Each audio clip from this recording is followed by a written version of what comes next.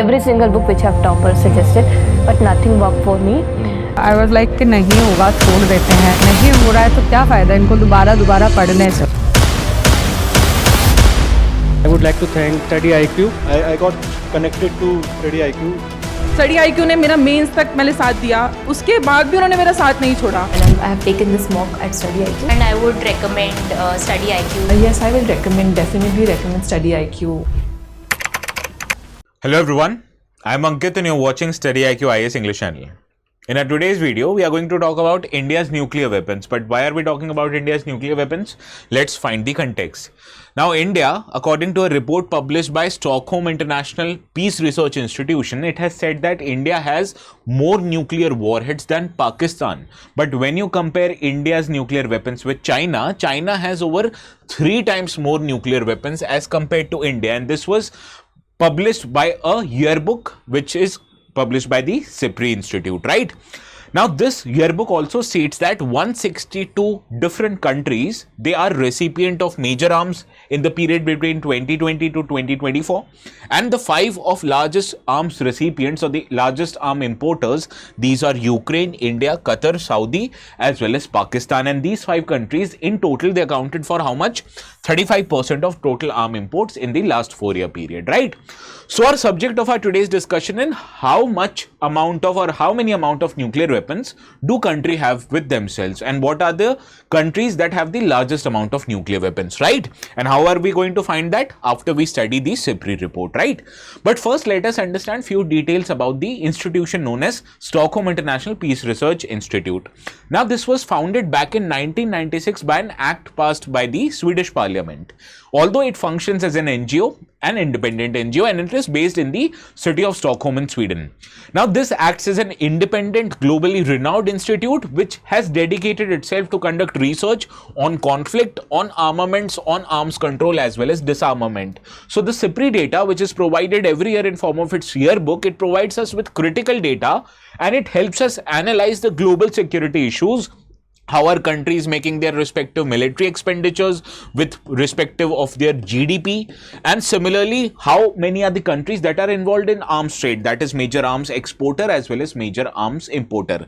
Similarly, it also publishes data about the amount of nuclear weapons and how many of the countries are actually possessing these kind of nuclear weapons. So that is why SIPRI yearbook is a very important source when you have to understand about military expenditure or when you have to understand about the amount of nuclear weapons, right? So this was SIPRI. Now let us understand what the yearbook actually tells us about the various military expenditures.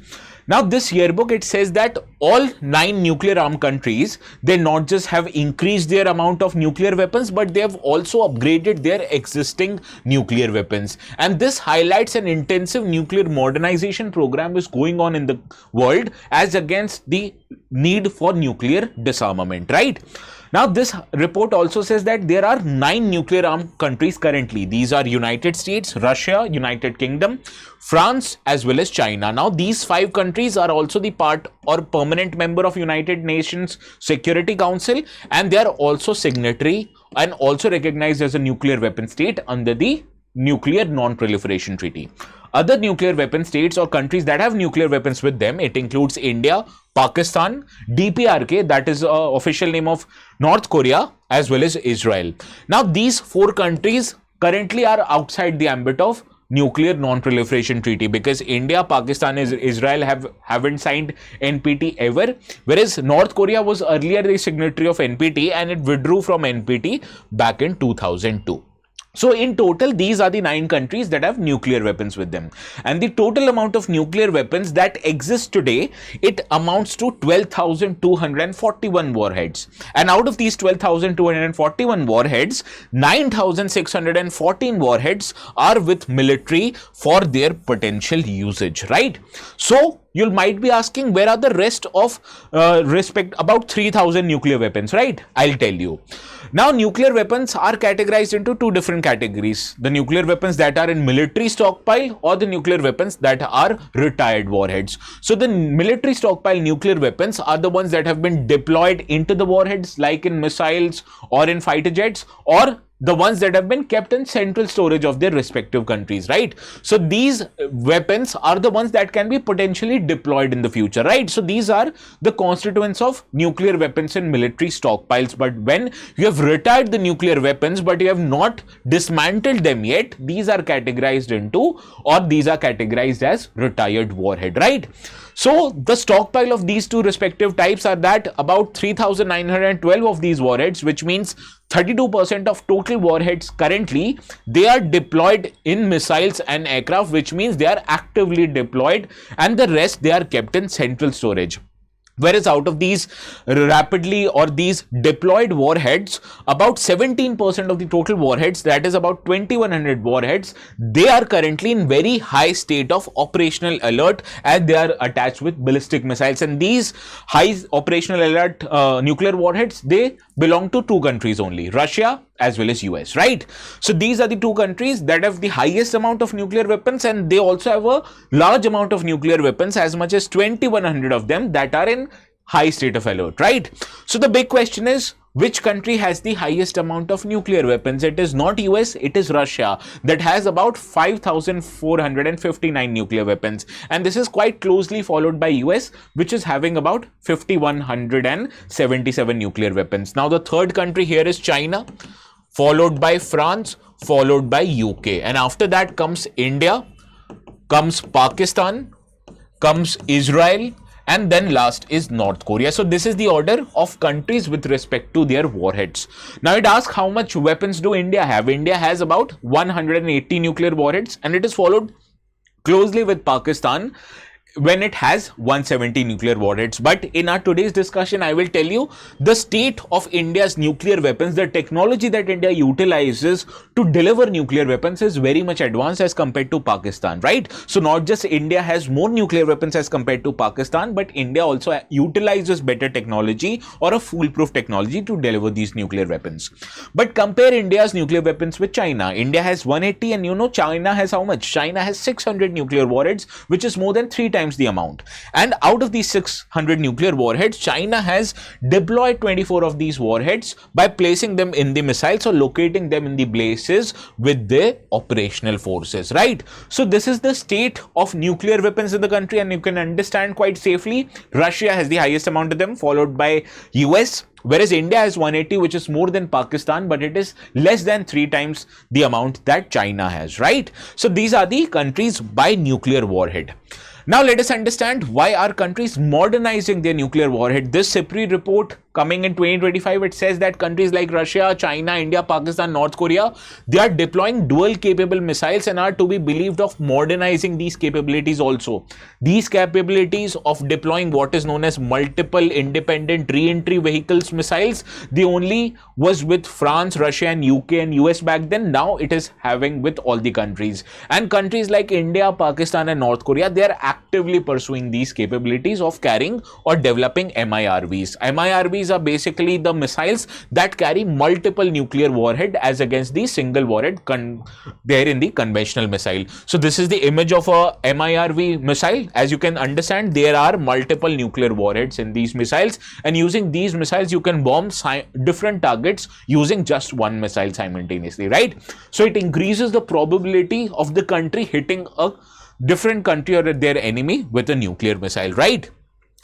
Now, what does this report says about India's nuclear weapons? It states that not just is India expanding its nuclear weapons, but it is also continuing to develop newer types of delivery systems. What are these newer types of delivery systems SIPRI is talking about? It is talking about India's new canistered missiles, which is being developed as Agni P or Agni Prime missile, right? Now these are new generational Agni missiles which are made into a canister design. Now canister design involves, or it utilizes canister design where you can plug or you can attach the nuclear warhead with the missile and it is still safe for you to transport it. That is why it increases the operational readiness and it increases the mobility of countries' nuclear warheads, right?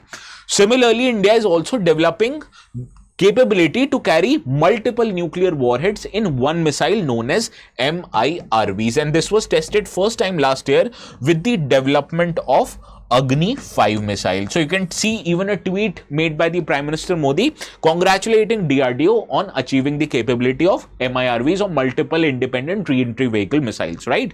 So these are the technologies India have developed which has allowed it to carry the nuclear weapons attached to their missiles using canistered missile design and carry multiple nuclear warheads in one missile using MIRV design, right? And this report also highlights that India is maturing its nuclear triad. You understand what is a nuclear triad? Nuclear triad basically means the ability of any country to strike or use their nuclear weapons by firing them through air, through land, or through sea, right? Now India can fire it through land by using missiles which are deployed with the Indian Army. Indian fighter jets like Rafale, like Mirage 2000, like Sukhoi 30MK, they can carry nuclear weapons and deliver it to them. Similarly, India's nuclear submarines like INS Arihant and Arighat, they also have the ability to fire ballistic or submarine launched ballistic missiles, right? So this is why India has completed its nuclear triad and therefore it has the capability to fire nuclear weapons through air, through land, or through sea, right? So this is how India is in a process of advancing its nuclear weapons. And not just this, it was long assumed that India used to store its nuclear warheads separate from their deployed launchers, but as we have seen with canistered missiles, that is the development of Agni Prime, India is placing a more number of missiles in their canisters actively attached with their nuclear warheads, and it is also conducting sea-based deterrence patrol using INS Arihant and Arihat, which has shifted the narrative that India is now actively deploying their warheads even during the peacetime. Now, India's nuclear deterrence, it's closely modeled based on Pakistan, but with development of newer technologies, with development of long-range missiles like Agni 5, India also now has the capability of striking deep into Chinese territory. So that is why you understand India is in a safe place. India, although quite a peaceful nation, it has designed and deployed its nuclear weapons to protect itself. But going forward, no other country can threaten us because we are actively advancing our nuclear technology also. Right? So this is what this article says about it. Now I also have a practice question, but before that I need to tell you something.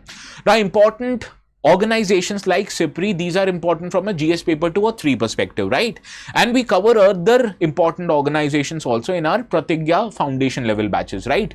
Now earlier we were taking admissions for evening batches, but those were closed because the admissions happened in those batches. Now we have introduced morning batches. The batch would start itself on 23rd of June, right? To take admissions in these morning batches of Pratigya, what you need to do is go to our website, apply the code ATS Live, because only then you'll be getting this course at this rate. How to get admission, how to apply the code, let me tell it to you, right?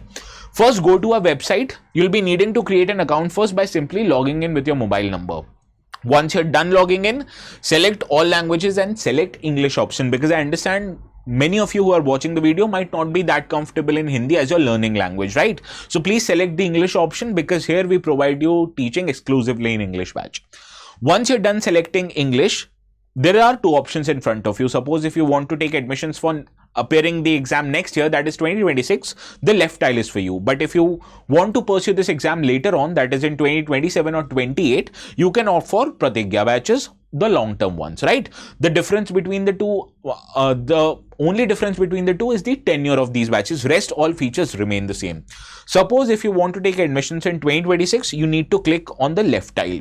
When you click it, you'll see that 37,999 is the course fees for diamond batches. But I'll tell you a way where you can get discounts even an amount lesser than this. How to get discount? Let me tell you. Click on buy now first.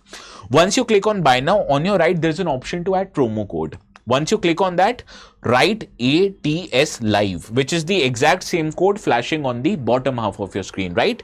Once you're done writing ATS Live, click apply, and as you can see, as soon as you click apply, the discount of 7,000 rupees is now applied, and diamond course is available at 30,999. Platinum is at 27,500. Out of these two, obviously you can take admissions in either one of them. But if you ask me, I'll recommend you to opt for diamond batches. Why? Because diamond batches comes up with many features that are not available in platinum. For example, in diamond batch, you'll be getting a means residential program, which means if you clear prelims, you'll be brought to Delhi. Your expenses, be it food, lodging, studies related, will be borne by StudyIQ, and you'll be put in an environment that promotes excellence, that promotes competition, right? Similarly, you'll also be getting a prelims residential program similar to mains residential program just before prelims examination. You'll also be getting a selection box, which is a sum of booklets that is important for the exams perspective, Margdarshan, that is guidance from faculties themselves, and scholarship. Suppose if you clear prelims, your entire course fees, yes, your entire course fees will be refunded by StudyIQ, and if you top your monthly test, you'll be getting a 11,000 rupees financial reward every month, right? So these are the features that are exclusively available in Diamond Batches. That was why I was recommending you to it. But do not forget to apply the code ATS Live, because only then you'll be able to save 7,000 of your parents' hard-earned money, right? Now, if you still want to get clarification on different types of batches, please do not forget to contact us. There is a contact number for you which you can call for more queries. This is the number. Just call it, right? Now, before ending today's session, this is the practice question that you need to solve. Please do let me know the correct answer of this practice question in the comment section. The ones who answer it correctly, I will give your comments a thumbs up so that you will know that your answer is right. So this brings an end to our today's session, and the notes of this session will be available on the Telegram channel ATS Live, which you can go to the Telegram app and search it easily. Still, if you have problems in searching the channel, this is the QR code that you need to scan. So this is all from my side for today. I'll see you again. Please have a very good night. Every single book which have toppers suggested, but nothing worked for me. I was like कि नहीं होगा छोड़ देते हैं, नहीं हो रहा है तो क्या फ़ायदा इनको दोबारा पढ़ने से. I would like to thank StudyIQ. I got connected to StudyIQ.